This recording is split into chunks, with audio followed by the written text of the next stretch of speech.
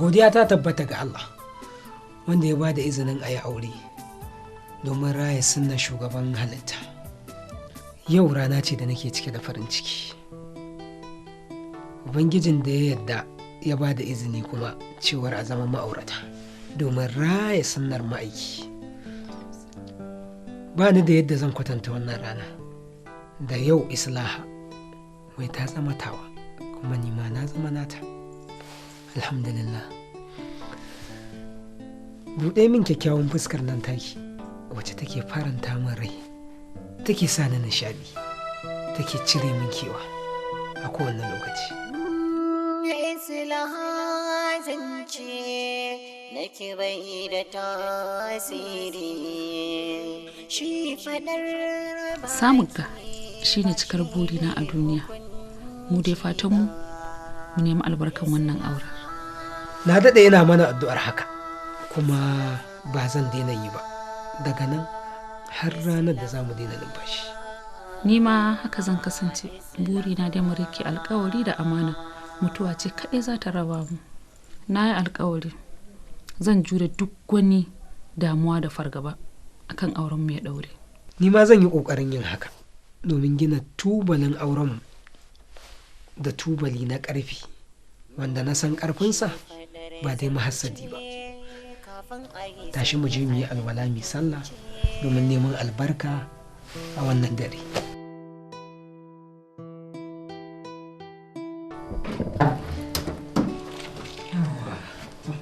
A fito go? To ka sirrin rayuwata kina nufin duk wannan ni aka shiryawa? Fiye da haka ma ya kamata in haɗa maka domin bana bukatar komai face farin cikinka. Na zo gidan nan ne domin na zama sabulun wanke bakin cikinka. A gaskiya yau na tabbatar da ɗan gata ne ni sakamakon samun ki a matsayin matata. Hakika babu alƙalamin da zai iya rubuta tsantsar sirrin da yake cikin ma'aurata. Ban ga wannan alƙalamin ba gaskiya. Ina nufin abin ya wuce a kwatanta shi. Yanzu ta yaya kake so ka ci abincin nan? To, ni zan zaɓi yadda to kin ga zaɓen mun ta yaya zai kamata in ci. Kana so ne in ciyar da kai kamar yadda uwa take ciyar da jaririnta ko in baka ka ci da hannunka? To ai ban siyo ki a matsayin baiwa ba. Sirrin rayuwata ni ina ganin da in wahalar da ki zauna wai sai kin ban abinci a baki. Bari ki kyale ni in ci da hannuna saboda ba baiwa na siyo ba kin ji. Idan dan na faranta wa mijina ne shine bauta, to gwandana da goma a cikin bautan nan. To kin san yawan magana in na cika ki da surutu yana ƙara yunwa. To bana so in ƙara miki yunwa, zauna mu ci abinci. Kuma game da kai wannan magana taki, ni ma ina roƙon Allah ya bani dama na ci gaba da kare mutuncinki, al'amuranki, kulawarki. Allah ya sa in taddawama a cikin ibadar aure yadda za ki daɗe kina jin daɗi. Mu zauna mu ci abinci.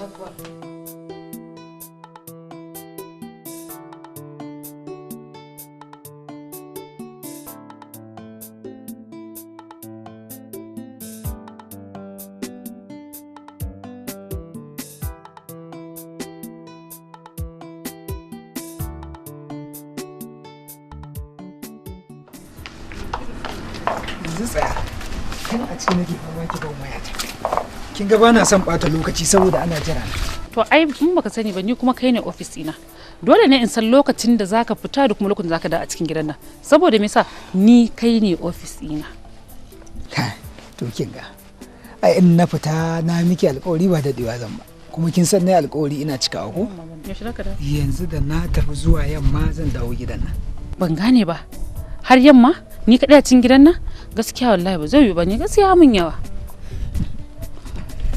Kaga idan kana so ka ce min in koma ɗakin ɗauko mayafi na in je in sa ka a gaba ofis ta kallon ka. Ai ni matarka ce, ba wanda zai ce kai ko wani abu tunda an san kaya aure kwanan nan. Amarya dudu kwanan ki nawa da zuwa gida?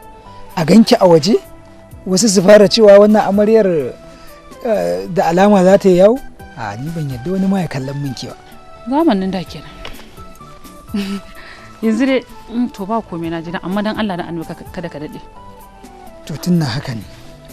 yanzu ban wayar da na gama da bakin zan yi iya kokari in gana dawo. Kai dai zire gashi Allah ubangiji kai da kai lafiya. To dai shikenan, nagode. Amma ba zan dade ba, na miki alƙawari, kin san duk abin da na faɗa ba na saba shi. Haka dai da na san ka da shi ban san yanzu ba. Ai yanzu na ma wuce haka. Allah ki saurare ni nan ba da jimawa ba. Kuma ina fata zaki dafa mana ne. Kin ga dafa mana abin da ranki ya fi so. To shikenan. Yawa to sai na dawo. Sai ka dawo, bye.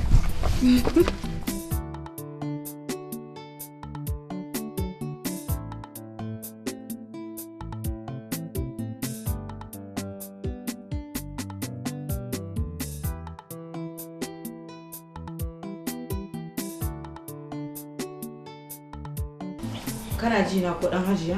Ina jin ki umma. To yanzu ne ka zama mutum cikakken mutum. Tunda nauyi da haƙƙi yara ta yi a wuyarka. To dole ne fa magidanci ya ɗauki ɗawainiyar iyalansa. Idan yana so rayuwarsa ta yi inganci. Insha Allah.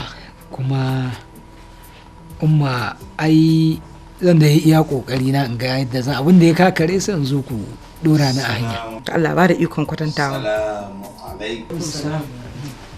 Alhaji an fito?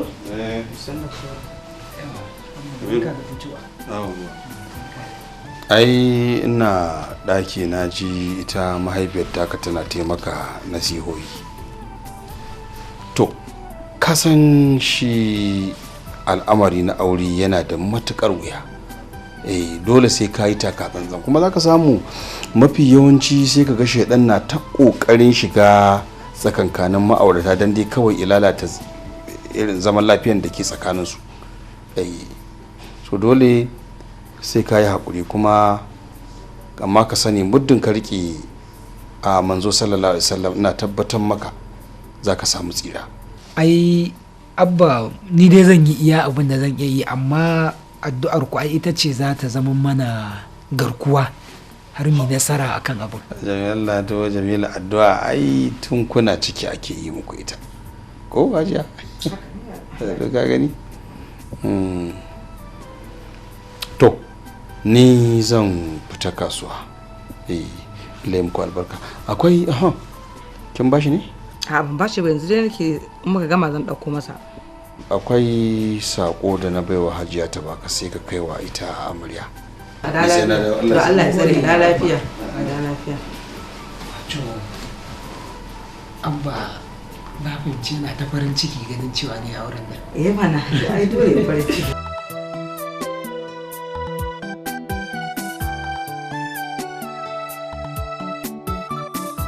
To haka ka ce Abdulaziz Madaki.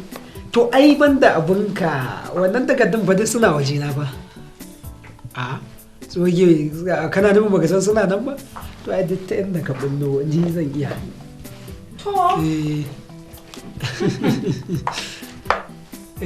to kaga yanzu fa waya zaka ji ta dau wani salo. Ina ga dai mu bari an jima ma karasa wannan. To uwar gida ta shigo. Ta kai nake yanzu. To madam ta shigo. Mai magana. To masha Allah. Yawa. To kinga kan ki ce komai. Da farko dai ina neman afuwa. Na dan saba alƙawarin da muka yi. Ma'ana lokacin da na ce zan dawo na dan gota shi da kaɗan amma. Watan ni ba ta wannan ma nake ba. Kana so ka ce min ka manta hulanka a office saboda ka sami excuse? Ko me kake nufi? Hulata na mota ba office na mata. Kuma kin san ana zafi. To na ajiye ta a mota da zan shigo na manta. Da sauki. Amma dan Allah ka faɗa musu kaninka da Allah. Na san kana kamanta tsoron Allah. To amma abin da nake so na kai ka faɗa min amma daga office ba nan kayo direct ba. To tun da kin ce tsakani da Allah. Kin san ni da aka ce tsakani da Allah to zan faɗi tsakani da Allah ɗin. Gani? Gaskiya da na fito daga ofis na bi wani waje. Amma wajen da na bi na tabbata ko da ke miki za ki so a biya wannan wajen. Ƙila ma ki fi ni a zarɓaɓin sai an bi. Haba, no wonder. Haba. wallahi tallahi wallahi san da naji a jikina. To ai ba haka muka yi da kai ba saboda Allah da Annabi.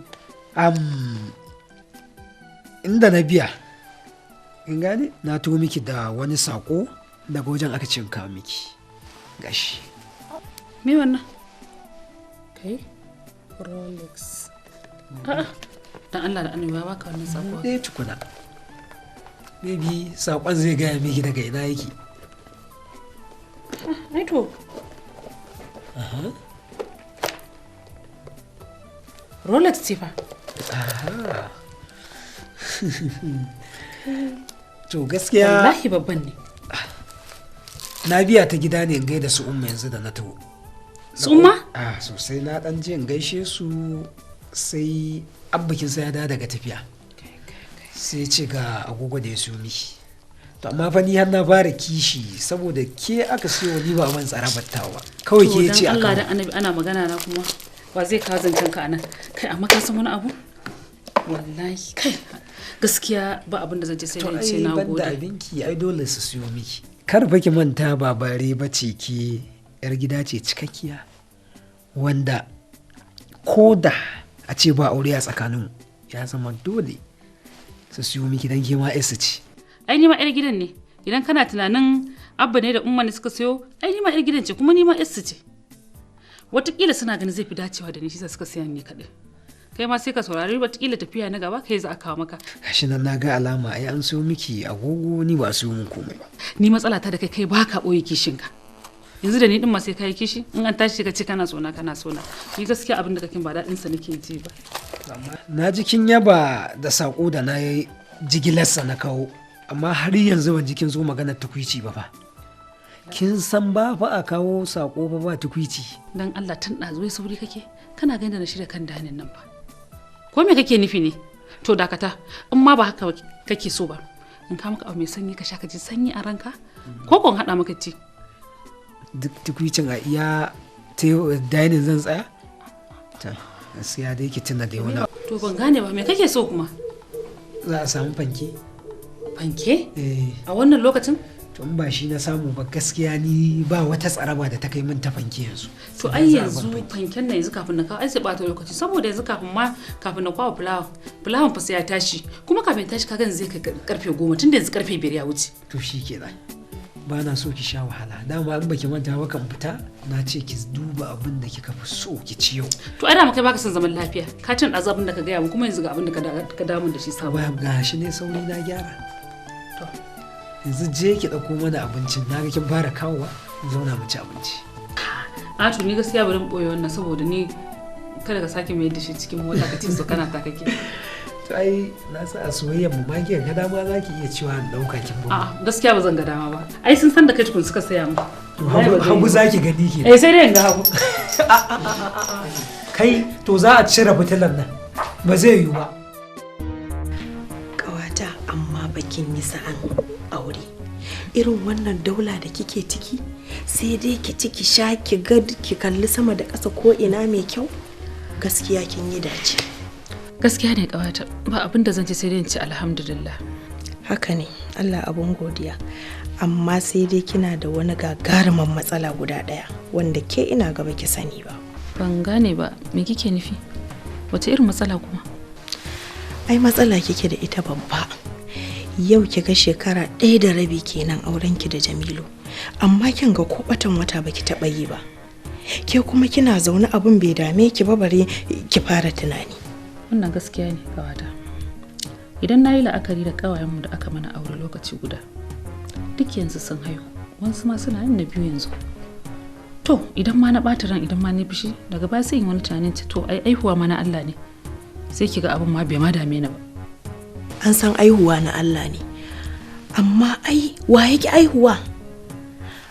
Ai bari ki ji in gaya miki abun ba zai dame ki yanzu ba ina ga sai nan gaba. Duk wannan daular da kike gani kike cikinta wata ran sai ya tashi miki ba shi da amfani a banza ba zai miki amfani ba. Da zaran ya auro wata mace ta fara aihuwa shi kenan soyayyar da yake miki ta tashi daga kanki ta koma kanta da 'ya'yanta. Kin ga kuwa ke shi kenan kin tashi babun baɗilau a zero sai dai takaici da bakin ciki ta damun ki. Wannan daular da kike gani ba zai taba miki amfani ba. Ban fahimci abin da kike nufi ba. Kamar ya? Yawwa, yanzu abin da nake so ki fahimta da zan daura ki akai. Mafita shine ki nemi hanyar da zaki duk ki je ki nemi maganin haihuwa. Ki yi bincike, ki je ki haulaye ki duba matsalar daga ina take, daga gurinsa ne ko daga gurinki ne. In daga gurinki ne sai mu samu abin yi, ba lungun da ta sako da ban sani ba. A tab. To yanzu ya za a yi, ko in ce menene mafita? Akwai yanda za a yi. Ina da hanyoyi da dama da za a bi lungu da sako. Mu je mu nema maganin da zaki samu ki ciki ki aihu ke ma wannan daular bata tashi a banza ba, ki samu ki wawuri rabanki. Ha'a. Haba. Wannan gaskiya ne. Ki yi tunani. Kwarai zan yi tunani, zan duba kuma insha Allah za a yi dukkan da kika ce a yi. Shikenan. Abin da nake fahimta yanayin ka yana nuna min cewa kana cikin damuwa kuma kana boye abin da yake damun ka a zuciyarka. Ba wai ina takura maka dan lalle sai na san me yake damun ka ba, illa iyaka a matsayina na abokinka in baka shawara, karka da karkara. A zahirin gaskiya akwai gagarumin abin da yake damu, wato lamarin islaha ne mukta. Ni dai a sani na babu abin da ne mata, amma ko da yaushe tana cikin damuwa. Ta ɗauki rayuwarta ta ɗora ta akan damuwa. Na gama dukkan wani tunani da zan, na tuna cewa ni dai ban san na saba mata ba. To damuwar ta mecece? Kuma babban abin bacin rai a ciki, idan na tambaye ta ko me yake faruwa sai ta ce min ba ko. Kaga kuwa idan har za ta faɗa haka, to ni ta yaya hankali na zai kwanta? Gaskiya ne. Amma dai ni na san cewa ruwa baya tsani banza. Dole akwai wani abu, domin dukkan al'amuran islaha sun canza. Ni na san abin da nake gani a tare da ita. Idan ka yi amfani da tunaninka da hankalinka, idan ka bi wannan abin ba mamaki ma abin kusa ma mai sauki ne. Allah ya riga bambanta mu tsakanin mu da su. Ka fi ta hankali, ka fi ta tunani. Me zai hana ba za ka bi ta a hankali in ya so ka fahimci me yake sa take wannan abubuwan ba. Ina ganin abin da za ka yi kenan yafi ma sauki. Ka gane, duk abin da zan yi na ganin cewa na gano abin da yake sa ta shiga damuwa, na yi shi. Na iya kokari na, amma na kasa ganewa ni a matsayina na mijinta da ya kamata ta mun bayani, ta ki taimu.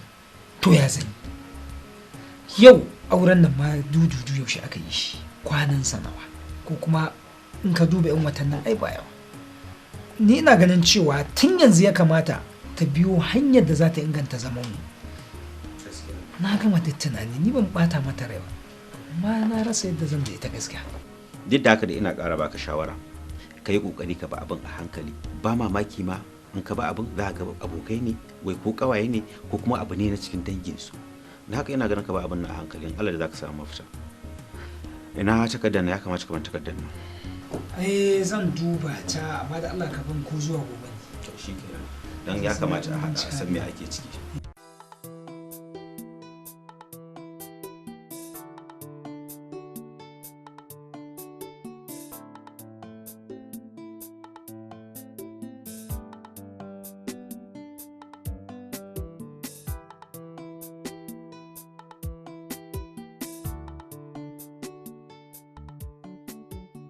A zatona akwai yadda da aminci a tsakanin ma'auratan da suka yi auren soyayya.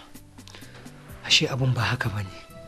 Tun daga matata tana ɓoye min wani abu da yake cikin zuciyarta.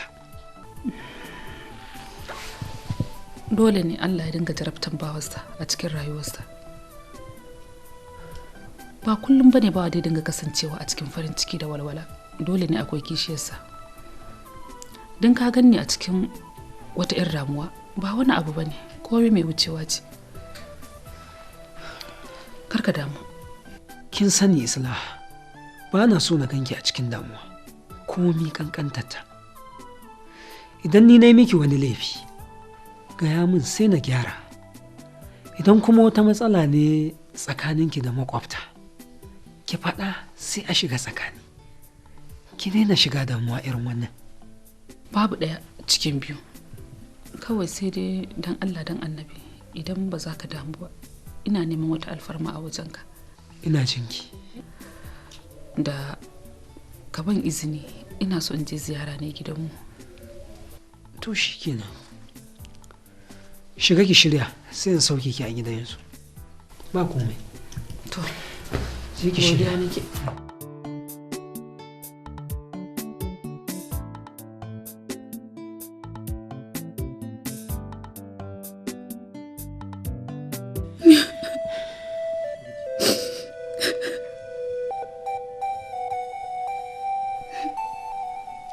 Ke dai kan wallahi talla akwai shashancin banza da na wofi a tare da ke. Kawai daga zuwa kin je kin samu mu baiwa Allah kin same ta a cikin wani hali shikenan yanzu zaki zo kawai ki saka mutane a gaba kina ta kuka? Ba za ki gane ba ne. Ni na je na ga halin da ya sai na take ciki. Wallahi amma na ga halin da ya sai na ta shiga. Dan Allah a duba wannan lamarin. Kada ku bari ni ma in shiga wannan halin. Wallahi ni na san tashin hankalin da take ciki umma. Wai me yasa kike yin abu ne kamar wata ƴar kankanuwar yarinya? Haihuwa da samun jika duk daga Allah ne fa. Ina ƙara tunatar da ke cewar fa ba fa mu muka yi kanmu ba. Allah ne fa ya halice mu. Don haka nan shi za mu roƙa kuma sami uddu'a'i ne. In muka roƙe shi an ya ga dama ne ya amsa ya bamu, in fi ga dama ba shikenan. Amma dole ne in ji tsoro.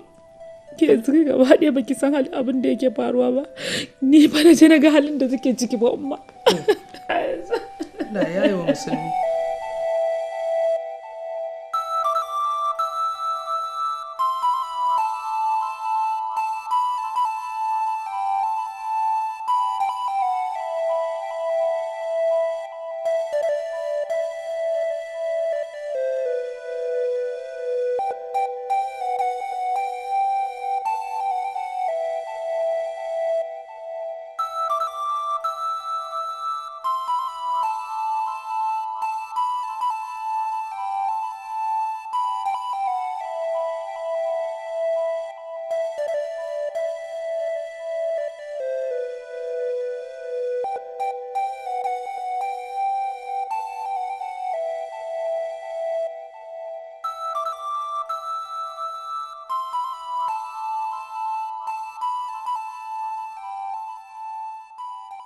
Yau kuma wanne irin kalamai kika tanada don kare kanki daga wannan zurfaffen tunanin da kika shiga? Yanayinki ya yi daidai da na matafin da ya tsinci kansa a cikin sahara. Abin hawansa ya lalace, sannan guzurinsa ya ƙare, kuma hanya ta ɓace masa. Ina so ki gaya mu me damuwarki.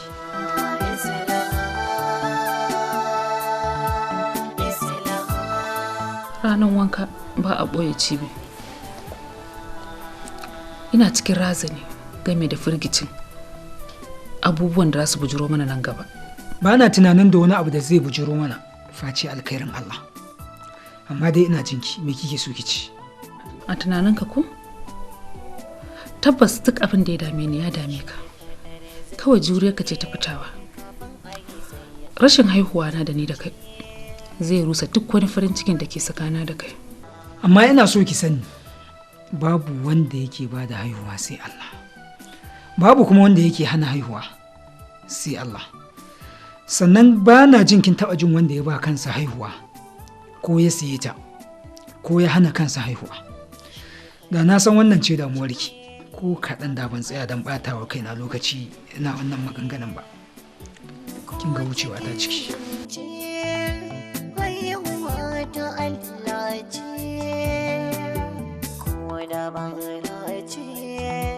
Wanda ba a malkwace Islahat zauce kare ki je ki bi mauce yanzu nan gashi kin giyo kina san shi me ya tsaida shi tunda ya aje da shi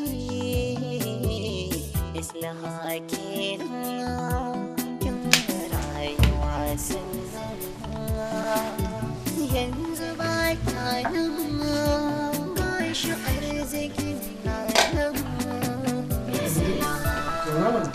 Na fito. Zauna mana mu ci abinci. Bana jin yunwa. Na fuskanci cewa har yanzu baka gane damuwa ta ba ko? To ai sai ki kara min haske ko? Abinda nake so da kai. Ya kamata mu je asibiti. Likitoci su yi mana bincike su gano ina ne matsalar rashin haihuwar mu tsakani da Allah. Kinga, ya kamata ki bar wannan magana. Ki tsaya kan dogaro da abin da Allah ya kaddara miki. Idan fa za ki haihu, za ki haihu. In kuma ba za ki haihu ba, babu yadda za a yi. Sai dai a fawwala komai ga Ubangiji. Me zai sa mu tafi muna ɓata wa kanmu lokaci? Kaga, na san da kaddara, amma kuma ai neman magani ma ba laifi bane. Dan Allah dan Annabi, ka daure, ka taimaka. Mu je gurin likitoci su mana bincike, su gano inda wannan matsalar take dan Allah. Kinga, ni fa imani na bai raunin da zan tafi bincike akan abin da Allah ya hukunta ko ya kaddara a kaina. Gaskiya babu wani waje da zan je domin bincika wannan. Gaskiya.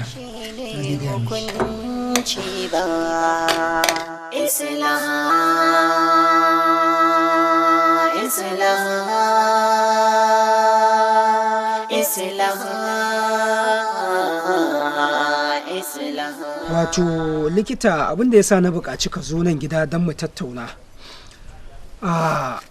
Akwai abubuwa da ya kamata mu samu nutsuwa mu tattauna da kai, to ganin cewa matar gidan ta fita naga za mu iya zama a nan mu magana.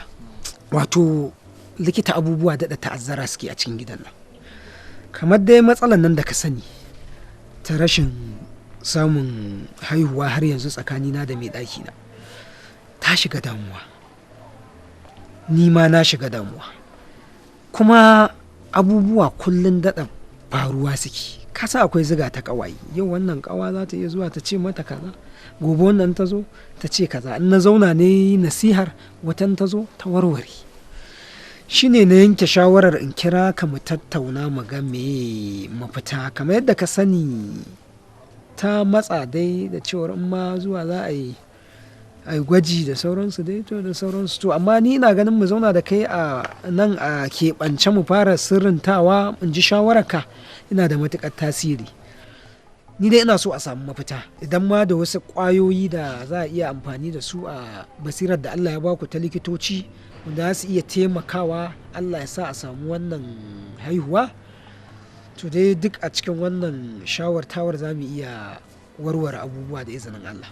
Wato maganar magani ba zai yiwu ba a ce a baku wani magani yanzu, dole sai an fara bincike an gano matsalar a ina take, a wajenka ne ko kuwa a wajenta ne. To in aka gano matsalar to shine za a yi tunanin kuma ya taya za a yi maganinta.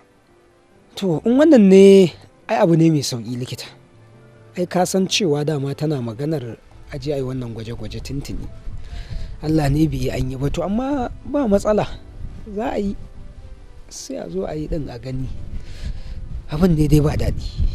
To Alhaji, magana ta gaskiya babu abin da zai fi alheri a bisa wannan matsala taku face ka daure ka ɗauko ta ku zo kai da ita a yi cikin ɗinku domin a tabbatar a gano wannan matsalar daga ina take. Kuma wani abu da mata suka kasa ganewa likita, yawancin mata ƙawaye sukan zo ne su ba wa ƙawayensu shawara da suke gidan miji saboda su Allah bai ba su nasu mijin ba, ma'ana su Allah bai fito musu da miji ba, to wacce take gidan miji wata da baƙin cikin ya ƙawata wance tana gidan miji ni ina waje, sai ta zo ta rika kawo mata gurguwar shawara da za ta warware mata jin daɗin aure ko ta tsinke mata igiyar auren ma baki da. Amma matan da suke cikin gida sun kasa ganewa, sai ƙawa ta zo tana kawo miki gurguwar shawara wai ki rika zaton wai masoyi yake ci. Ta ina? Ai masoyi yake kullum ta kawo miki shawarar da za ta amfane ki ta inganta aurenki. Ai ka san duk a rayuwa irin wannan mu da muke maza mun fi su tunani, mun fi su hankali, saboda haka mafita a wannan matsala Alhaji kai ya kamata ka ɗau haƙuri ka dage yadda take buƙatar a zo a yi ɗin, a zo a yi ɗin. In aka yi binciken aka gano shi kenan sai ta samu nutsuwa kai ma ka samu. hankalin kowa ya kwanta. To ba komai, za mu iya kokari mu ga mun sa lokacin da za a zo a yi gwaje-gwajen ko Ba matsala. domin a samu bakin zara. Anytime kawai ka kira ni a waya ka ce za mu zo lokaci kaza. Ko bana office zan kokari in zo in saurare ku. Kun zo kawai.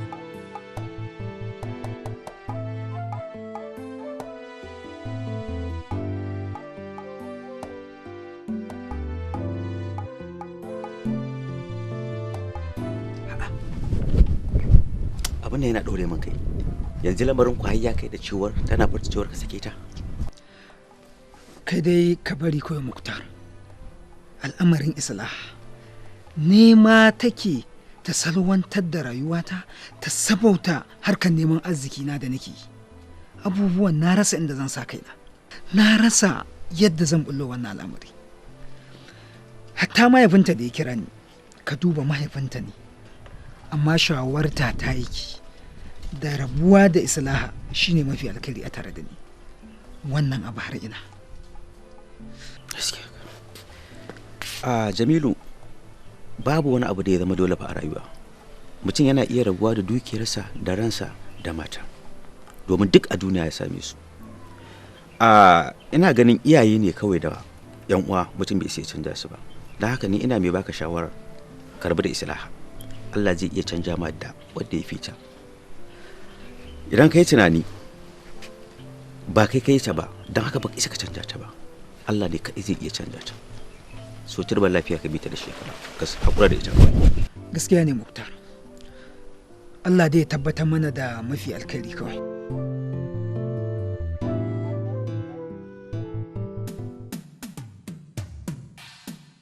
daidai da lokaci ɗaya kada ki sake ki saurara masa, ki yi ta matsa masa har sai ya amince kun tafi asibiti kun je kun gwada abin nan. Wannan fa shine damar ki fa na ƙarshe fa. Na san haka Sa'adatu, wallahi ba zan taɓa yadda in yi sake ba. Haka kawai ina zaune a zuwa lalata min rayuwata a banza a wofi, wallahi ba zai yiwu ba. Ato, ashe dai kin gane kina ɗaukar shawara. Ai wannan shine gatar da zan miki kaɗe a matsayina na aminiyarki. Idan har kuma kika rabu da shi kika ki matsa masa, to wallahi kika biya soyayya ya danna kanki ko, to shi fa ba tausayin ki zai ba. Ba zai taɓa tausaya miki ba har sai lokacin da kawai ke ma kin san sauran. Gaskiya ne ƙawata, duk soyayyen da yake min ba zai so ni fiye da iyayensa ba. Kin ga ko dole ne sai ya bi umarninsu. Amma fa haka ne. Amma ai kin san da wani abu, rigakafi ya fi magani. Kin san da haka? Idan aka yi rigakafi, to abin da ake tunanin zai faru sai ki ga bai zo ya faru ba. Mu ci nasara. A'a, ki ɗau shawara ki ji daɗin rayuwa. Ai ba ma tunani a banza.